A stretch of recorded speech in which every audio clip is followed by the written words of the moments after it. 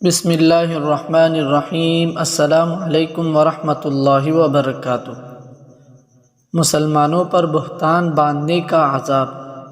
حضرت علی المرتضیٰ رضی اللہ تعالی عنہ سے روایت ہے کہ جو شخص کسی مؤمن مرد یا عورت کو اس کے فقر و فاقہ کی وجہ سے ذلیل و حقیر سمجھتا ہے تو اللہ تعالیٰ قیامت کے روز اس کو اولین و آخرین کے مجمع میں رسوا اور ذلیل کریں گے۔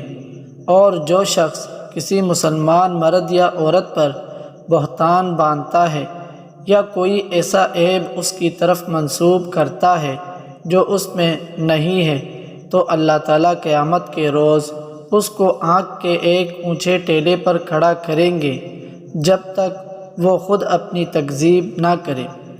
مزید احادیث کے لیے ہمارے چینل کو سبسکرائب کریں، لائک کریں۔ جزاکم اللہ۔